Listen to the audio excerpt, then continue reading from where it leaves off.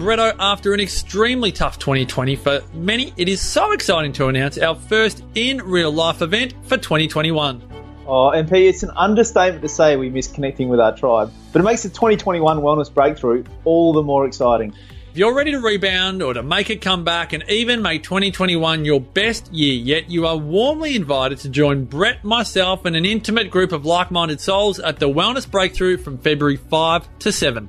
Imagine yourself tucked away in the serene Strzelecki Ranges of Gippsland, Victoria. You don't have to cook, you don't have to clean or do anything domestic. We feed you, we accommodate you, we hold the space for you to create your own wellness breakthrough.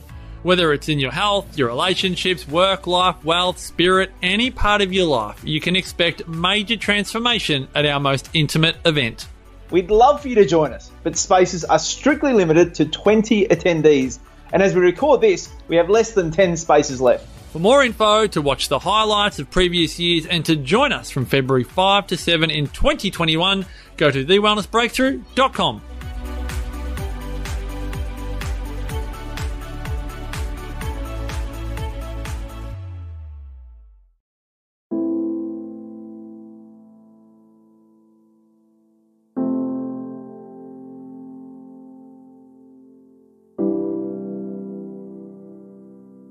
Welcome to Nourishing the Mother, where inspired women talk about the journey of motherhood through the common thread of parenting, relationship, and sexuality as a path to consciousness. We ask, in what ways can we show up more fully, live more meaningfully, parent more wholly, and love more unconditionally? How can we mine the wisdom from the experiences of our lives and expand into those challenges? If you are here, you care about paving a path of conscious and intentional motherhood, connected with yourself and your gifts, and also illuminating your children in theirs, so we may raise more whole humans who can impact this world in a more humane way. And if you feel like giving a little back to this free content, please become a patron of the show and receive extra member benefits for less than a coffee a month. Or you can leave a review on iTunes and Facebook, all of which helps the podcast keep going and reach more mamas who need this type of tonic for the soul. Head on over to patreon.com/NTM podcast to find out more. We are Julie Tenner and Bridget Wood, and we are so grateful you're here.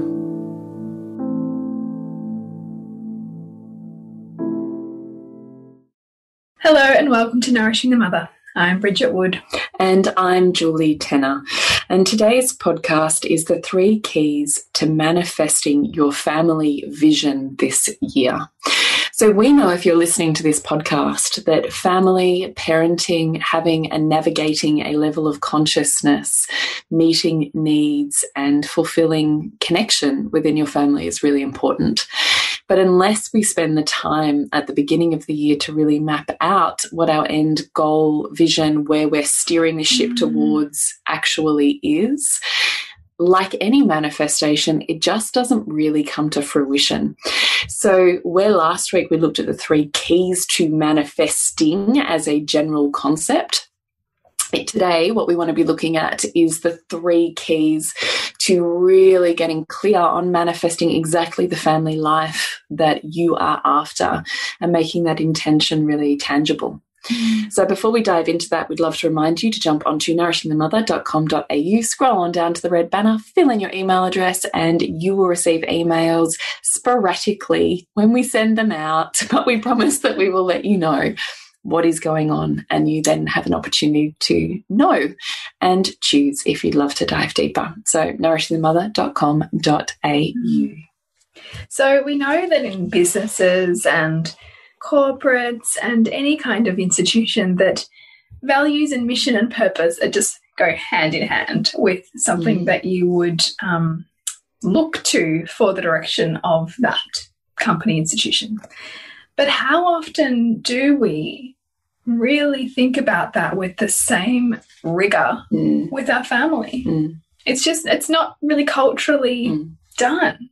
And yet it's really powerful to do in terms of setting the values that you want to raise your children with, in terms of planning your experiences together, in terms of how you collaborate together so that everybody feels good in the home, what boundaries look like, all of these kinds of things. If we actually set some intentions around and goals around and practices around, actually bring a lot more ease into and fulfillment into a family. So that's what we want to take this podcast. Yes, it is. So where we want to start is key number 1.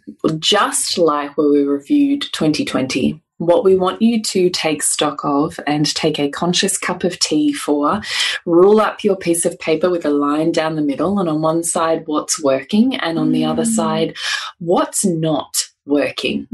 And just spend some time just to spitball. Just you want to throw out everything onto the page. And then we want you to distill and dilute or condense, make more concise what you've got in each of those columns until you can start to see there's some really clear themes, or for you, key areas that you're either feeling super grateful and you want to spend some time appreciating, you want to keep going with because it's working really well, and perhaps some key areas where you're like, oh, that's feeling hard or sluggish, or I feel like I'm failing or not meeting the bar in these particular ways or areas. So we really want you to first off reconcile what, you've got to celebrate your successes, and I would really invite you to make them quite even. I don't want to see that you've got so much that you're hating on yourself for, that it's, really this tiny little amount of celebration and this huge amount of self-flagellation. What we want you to do is really keep asking yourself, what am I doing really well? What is working really well here? What is this well-oiled machine doing? How is this developing everyone and working towards the vision that I have previously had? What is working? And then to balance that with, and what is a bit clunky and not exactly as smooth as I would like it to be. Can you talk a little here, because it can be very easy to go, well, the kids are fighting, or this behaviour. It's true. Right, like it's very easy to kind of throw. To wish for the peaceful. Yes. We want to preface that train of thought with family dynamics and with the fact that really good point, that you are going to have support and challenge in a family all of the time. And that the more that you are desiring for this peaceful, calm, experience of your family, the more you are going to run into its opposite, because your family grows most effectively and for each person in the family most effectively at the border of support and challenge.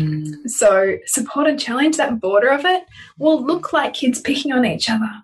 It'll look like edges of resentment sometimes, because that's often what we need to push ourselves back into ourselves again and go after what we value. So I'm just appreciating you so much right now. Such a good point. I don't want to set anyone up for a fantasy. Yeah, 100%. Because it can really be easy to paint this rose-coloured picture of it all being sunshine and rainbows. Yes. And there's function and dysfunction. Yeah, I love that you nuance that out. Well said, Bridget. That was amazing. Thanks. Quite right. So I guess maybe we talk about how we both see not working, and maybe that adds a bit of context.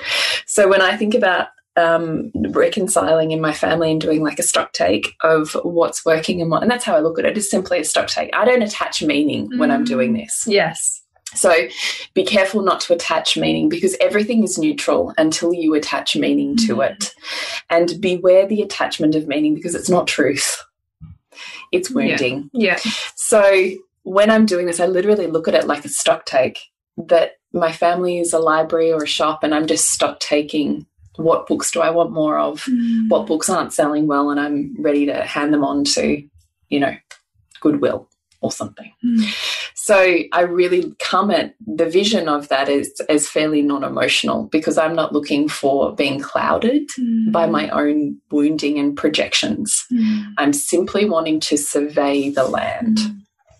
So when I talk about what's not working, what I'm talking about for me is where is it feeling hard, but like hard in a way that I'm like, this is just so not working. This is too hard. Like, and hard in a way where you know that actually there could be a better structure here. Right. Like, I know this feels hard because I don't have the right structure. Right. Not just, I know this is hard because I don't want to feel these human emotions. Good point too. You are on fire tonight. So I'm looking at more my experience, because motherhood is a top value of mine, as I'm sure it will be for all of our listeners, is there's a level of ease that comes with that, because there's a level of mastery that has come with a top value, and that is the same for anybody's top value. It doesn't matter what it is. Mine happens to be family. God bless my soul. Which means I know what it feels like to feel fulfilled even when it's imperfect, and what it feels like to feel satiated even when it's not perfect, and what it feels like to go, no, I've got this shit, we're good. So if it's not that, then I'm going, no, there's something that has to change here. So let me look at that. So I just want to look at what is, because really for me, I think that motherhood should feel relatively effortless, not in the point where I'm like, oh, my life's so great and I'm skipping around like rainbows and everything, but a sense of ease with, I've got this. This is working. We're good here. Not a sense of I'm strung out, wrung out, overwhelmed to the point of not knowing who I am anymore. Not that. I know that doesn't have to be a reality. And I know that I can gain as much fulfillment and sense of self out of motherhood as I perceive I lose. So if that's not in equal balance, if not tipped more, you know, towards fulfillment, then it's opposite, that I know something's not working there. How would you explain it? Yeah, much like that. That it's really about looking at the whole, everybody in the family, about the unit, about how we're flowing with each other, and also how we're flowing in the home, and where my kids are also at, like developmentally. Like, is there something that I'm not accounting for, and that's why it's feeling hard right now?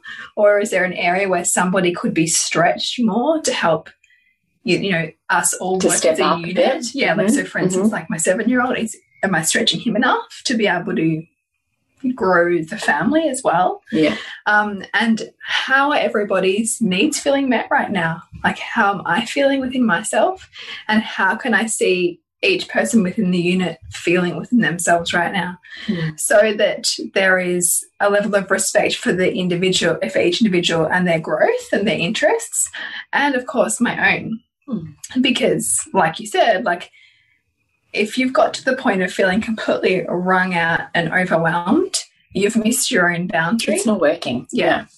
So the idea of creating these kinds of audits is really so that you know that point within yourself, and you know that point at which something has to change because it's no longer working. And you'll hit this, you know, quite often, I think, in the early years, where you know that maybe co-sleeping is no longer working anymore, or you need to change things up so that you're not always the one who wakes up to the baby in the night, or there's some additional care needed for, you know, a child who is needing more stimulation and you can't provide that right now. You know, whatever it is, maybe you need to become honest with yourself and see where you, where the ideals or fantasies that you might have had for yourself are no longer true for who you're becoming. And so what do you now need? That means that there could be an identity shift that's happening for you, that you need to create space to be with as well and to move through. So it's kind of how it looks for me as well. Okay. So when you've done your stock take of what's working and what's not, it allows you to survey the land so that you can get clear on where you're focusing your intention or intention. I think you kind of touched on it. But then what we want you to do is then write down or put in a table each person's name within the family. And you may choose to include your partner or not include your partner. It's entirely up to you. You could just do your children if that's what you would like to do.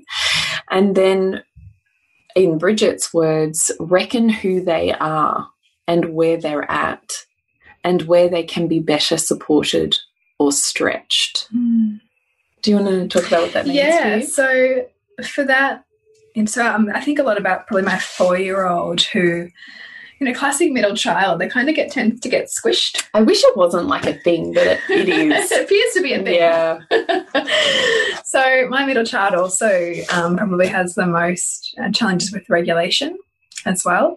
So she's one that I'm looking at fairly regularly in terms of what does she need to feel connected to herself, and how can I scaffold around her to support that, while also ensuring that she is cultured in the self-responsibility that I want her to have in our family and that I expect from her 7-year-old brother. That I don't discount the fact that it's actually often really hard to get her to do the cleanup, like to get her to flip into like what I need from her because of her brain.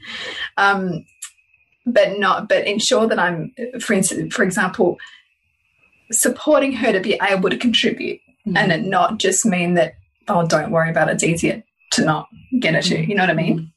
Because I'm letting her down, I'm letting everybody else in the family down if I skim over that. So that would be an example of seeking where both I need support for that child and where I can then stretch her. But I need to make sure that she's not hungry, that she's not too tired, that she's not all of these other things that are already going to limit her capacity to be stretched.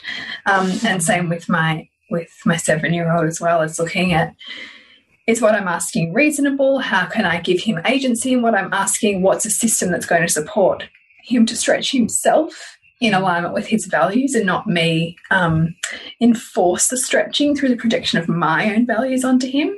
So how can we kind of collaborate on what that stretching looks like?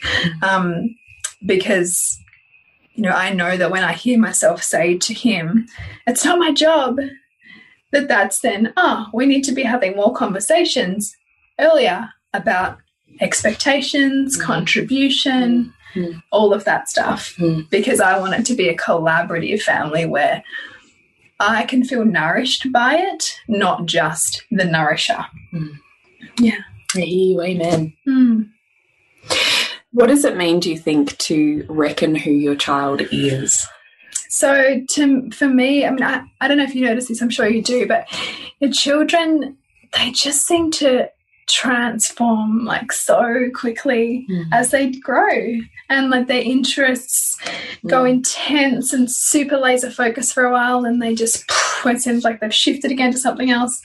And so it's keeping track of what that is and seeing what brings a sparkle in their eye right now, and how I can show up for that and be a reflection of that, so that I help them and their personality develop in connection with their soul, right? Because they're looking to us as like God, and if God doesn't approve of them, how can they approve of themselves, right? So for me, that recon, or that kind of audit, is looking at what their values are showing me, like what is lighting them up right now, what's life showing that they're spending most of their time doing, how can I show them that I care about that, how can I show them that I think that that's meaningful, at the same time as, of course, ensuring that they can also contribute beyond that to the family. But it's just an observation practice of noticing like where they're spending their time, their energy, what they're wanting to talk to me about, and practicing really having that spaciousness to value that too with them. So knowing where they're at and how they can be better supported and stretched, that's a question that we ask ourselves.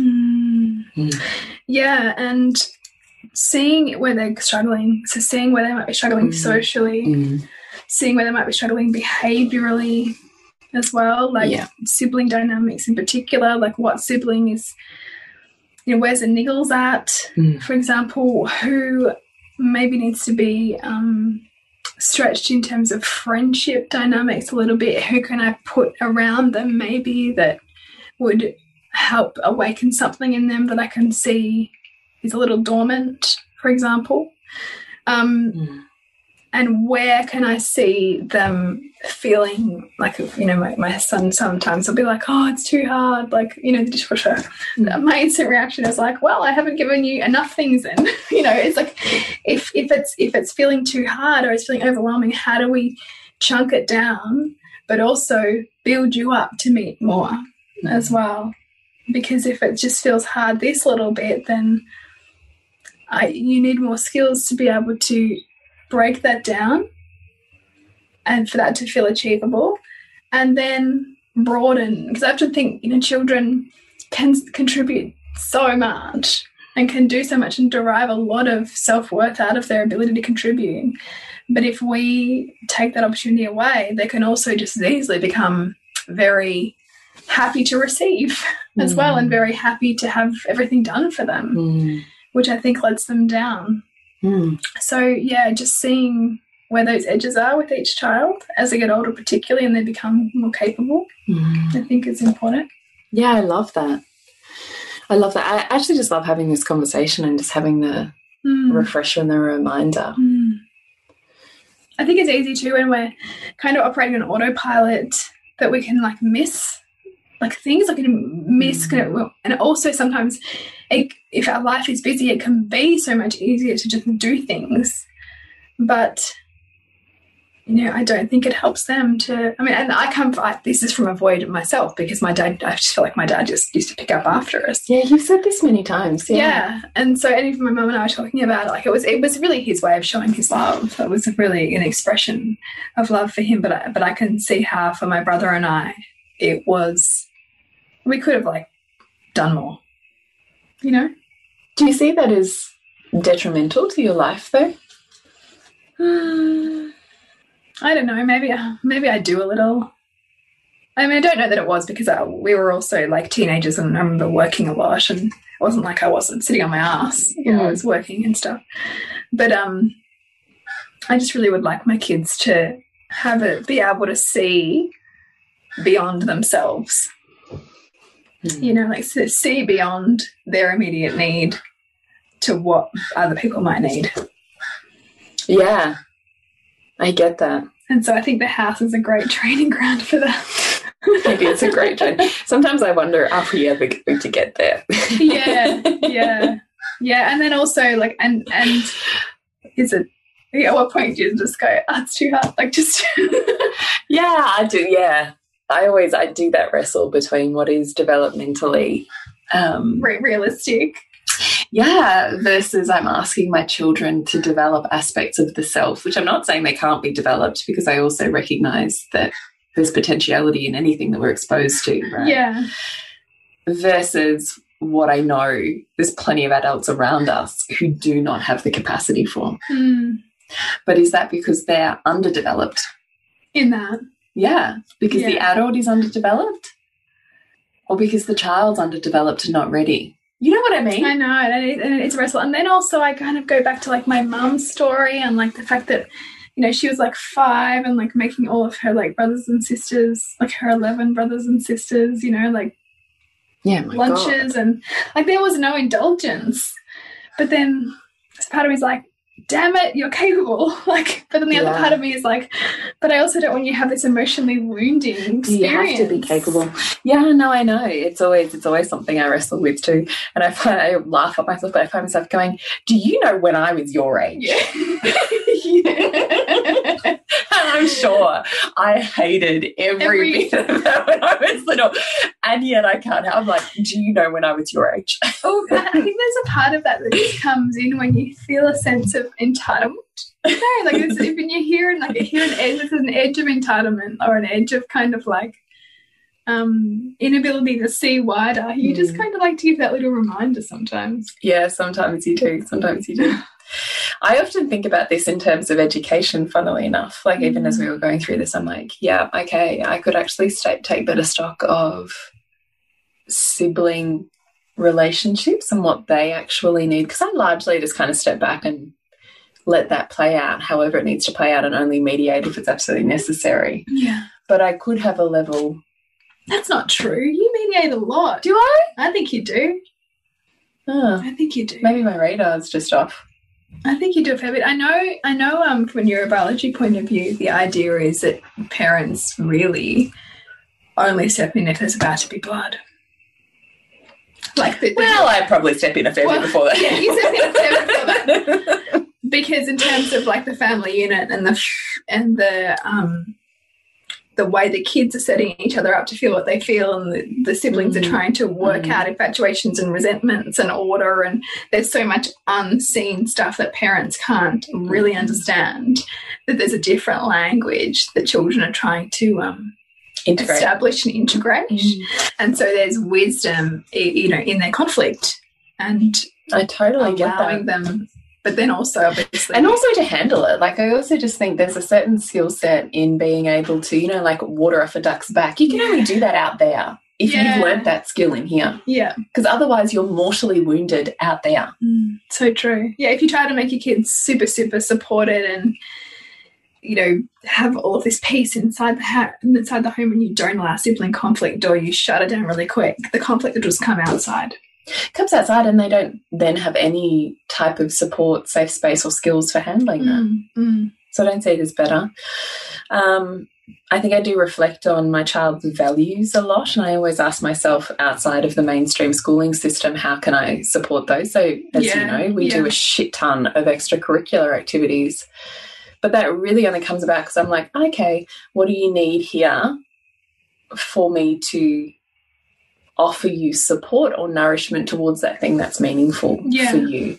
So that's how we ended up at drama, because I could see my daughter had this crazy personality and she was bottling it up in certain settings. I'm like, great, okay, so I need to put you around a group of crazy drama people so that you realise there's a whole nother way to be that you're currently not exposed to. And you have permission to be that because you can see it around you. Right, and that it's a beautiful thing. Yeah. You know, and well, my son this year is he top age under 16s, and in the team that he's in, he has to work on his running, on his movement, and it's largely always been an issue for him. He's this long, lanky kid that, you know, hasn't had a lot of spring, and you know, that level of, I think, training that kids get in something like little aths just hasn't translated for him. And I also think big kids, it is harder. You got a lot of limb and a whole lot of ligament that's doing crazy stuff sometimes.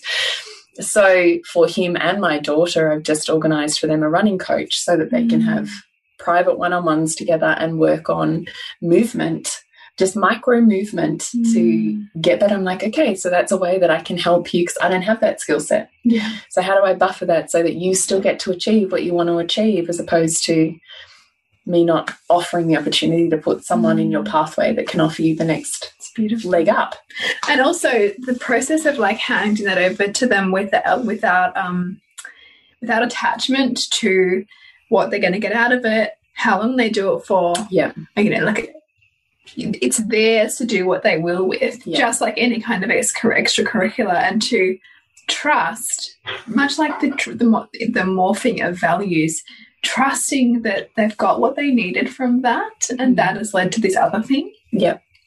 And that it's not like you've committed to this and you said this, and you just allow the morphing of like, and kind of like this, if you consider like the growth of the brain, and you know, you're considering like these little like neural pathways kind of developing up the hippocampus and all the way to the prefrontal cortex, like the child's personality is kind of creeping up this special kind of tree of life, I suppose, and that every little like juncture is meaningful for them. And it's not for us to know what the right length of time is to do that thing or what the right path is, but to just offer it as best we can. I love that. The only thing that I would pin to that is both my husband and I have a huge value on work ethic and impeccability with your commitment.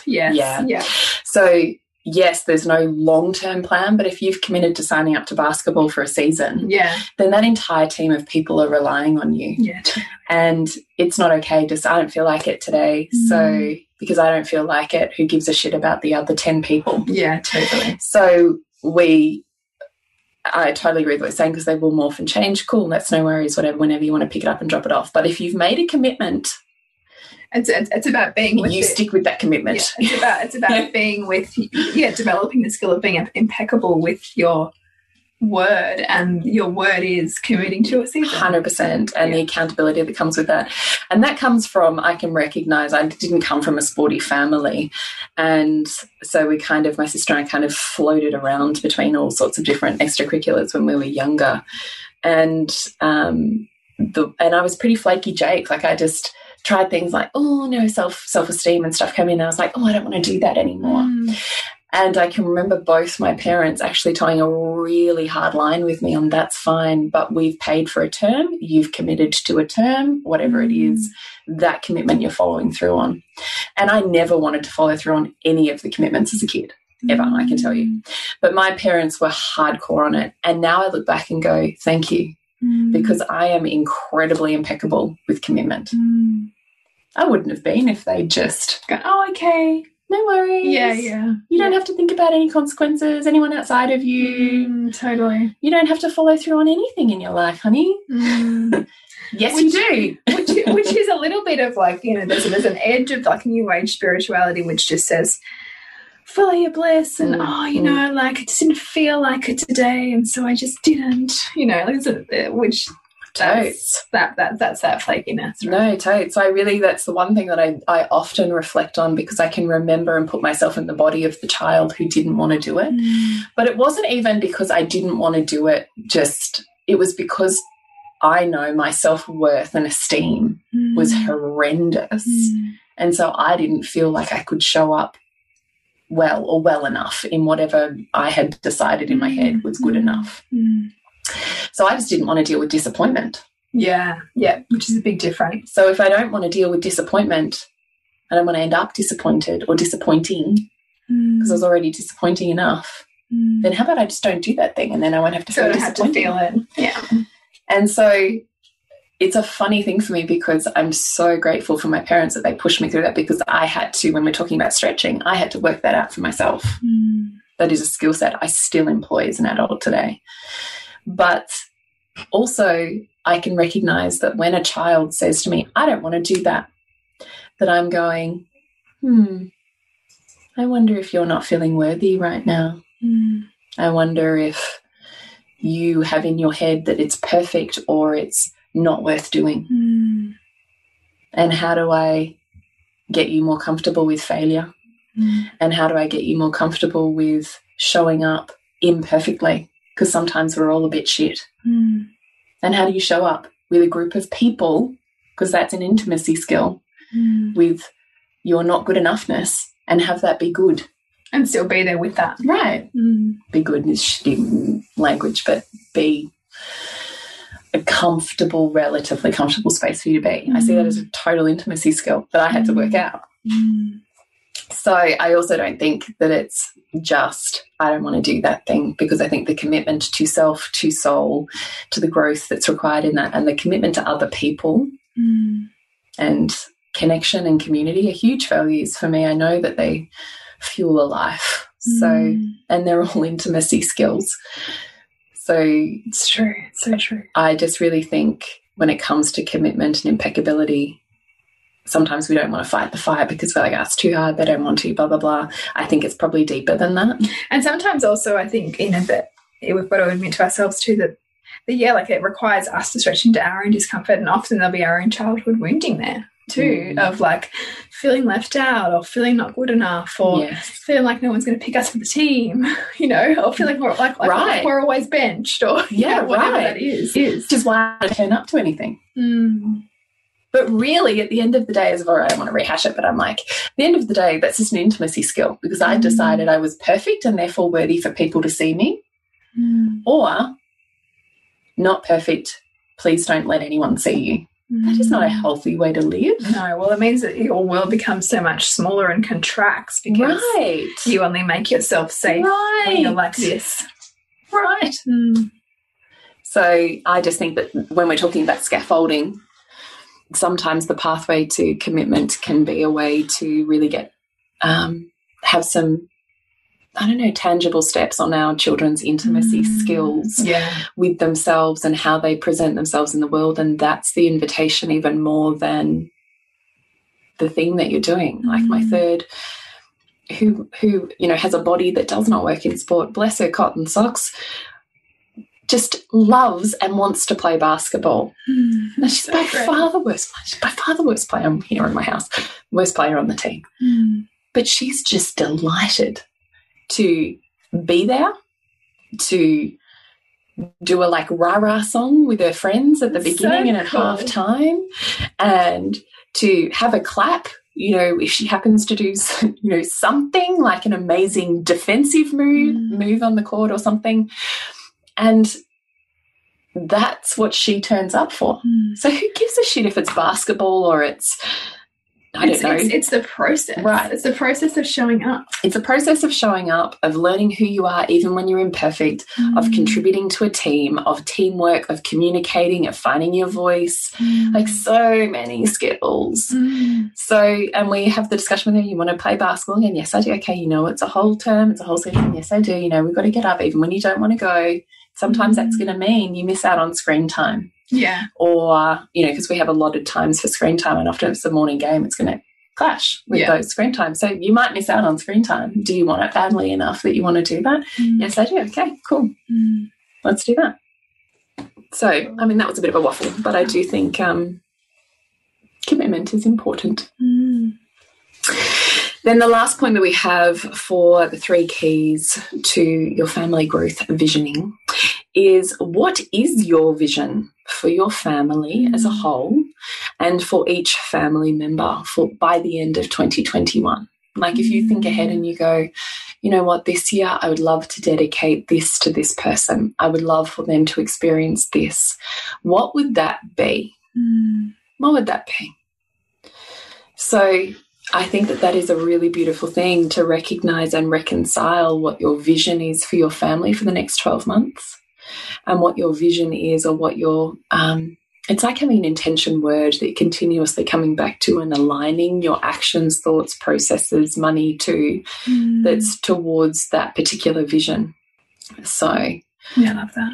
I really think that's a beautiful invitation to, and I actually don't, if I hadn't have done this or started this 2 years ago for Lola, there's no way I would be doing the diagnosis pathway that we have been. Like if I hadn't taken stock and gone, you know what, this isn't working and I'm sick of the bullshit, I'm going to put in place by the end of this year, I want to know a diagnosis. Of course that didn't happen. It's a continuation of process, but it's a process. And this year again, I'm like, I need to get to the bottom of this, and we need to have a clear set of structures put in place for you. If I hadn't started that, it wouldn't have happened. The education system wasn't doing it. Yeah, she would have just been... Yeah, no other family member, my husband included, was doing it, because it was like I was the crazy mother. I'm the only one that could see this, or perceived, until there was scientific evidence, and I was like, yeah, I know. Yeah. So having a vision for your family and each family member, I think, is really important. Like if you could focus one thing for them, if you could wish and want and hope and desire an area of growth for each of them and for your family as a whole, what would you like to dedicate 2021 to? And how do you continuously return to that word or that vision when you're feeling, you know, wayward or making a decision? Have you chosen a word for the year? No, because I haven't done our process yet. Okay. And I really, I want to do the ceremony tomorrow, and then, which I know for you guys has already happened when this podcast comes out. I like to follow our process. Yes. So I wanted to do the ceremony, say goodbye to last year. And then I wanted to work through the workbook, because I do think it's really good. And me too. The reason we created it is because you and I do it. Yeah. So I look back at my one from last year and I go, oh gosh, funny that family connection and fun had to happen in lockdown for how many months we were in lockdown for. That is funny. Have you achieved, have you done a tick off from your last year's manifesting? Yeah, I looked at, mine wasn't pulled down to single outcomes. Mine was more subject areas and moving towards outcomes within each of them. So yes, there's not an area that I haven't fulfilled. They're all fulfilled. If I look at and I even remember you, me, and Amelia actually when we caught up at the end of last year. No, end of 2019, and we talked about we were in this process, and I was like, I definitely want greater intimacy with my husband. And that was a really conscious one, and like that's just been like exponential, which has been amazing. Yeah, like there's not really an area. The only one that I'm really like holding my feet to the fire with is career now, which really wasn't something that I had on my list last year. So that makes sense then, doesn't it? It does, yeah.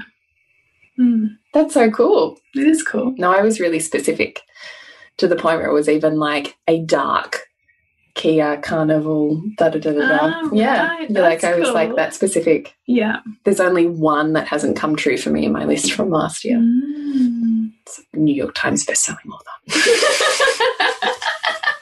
I don't even know if that's... Is that what you use to pull yourself through? Yeah, it is. Like through the heartache of like rewriting the book? It sits on my wall. Yeah. Yeah. If not now, when, right? It's there. Who knows? I'm still going to keep it on there. Like I don't even really care about the best-selling thing. It's just I'm such a book fiend that the pinnacle of that, the pinnacle of that seems like the New York Times best-selling, you know, blah, blah, blah.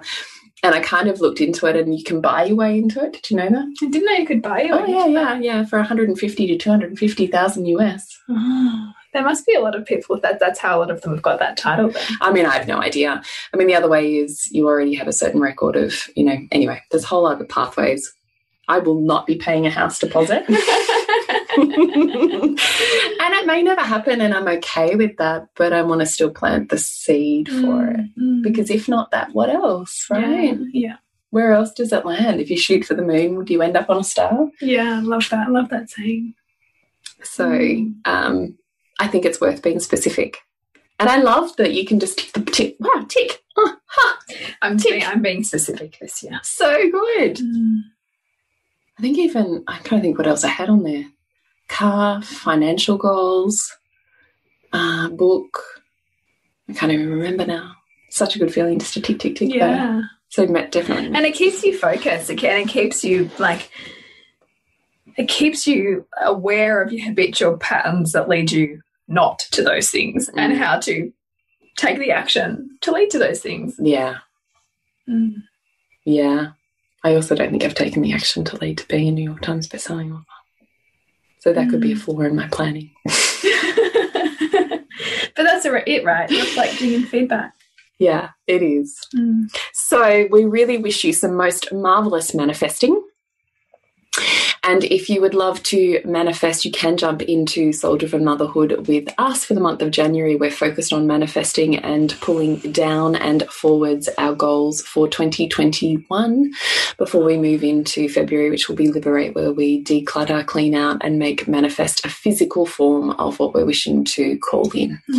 So you can find out more. Soul Driven Motherhood. You will find links for in our socials, Facebook and Instagram, Nourishing the Mother, and on our website, nourishingthemother.com.au, scroll on down to Soul Driven Motherhood. Yes. So to connect with you, Jules, is julietenner.love, and you, Bridget? suburbansandcastles.com. Remember to nourish the woman to rock the family. And we'll see you next week when we continue to peel back the layers on your mothering journey. And if you want to support Nourishing the Mother and all the late nights, the early mornings, the blood, sweat and tears we pour into our art, then please go to patreon.com/NTM podcast and become our patron. As a patron, you're helping all of the cost of operating this podcast, the hosting, the editing, the transcription, helping all of that be completely covered, and joining a community who are all about honouring our journeys and continuing to open. The more support we have, the longer we can last. So become a patron. We'd love to have you. Go to patreon.com/NTM podcast. We literally couldn't do this without you. Thank you so much for listening, and please share this podcast with anyone you think it would be medicine for.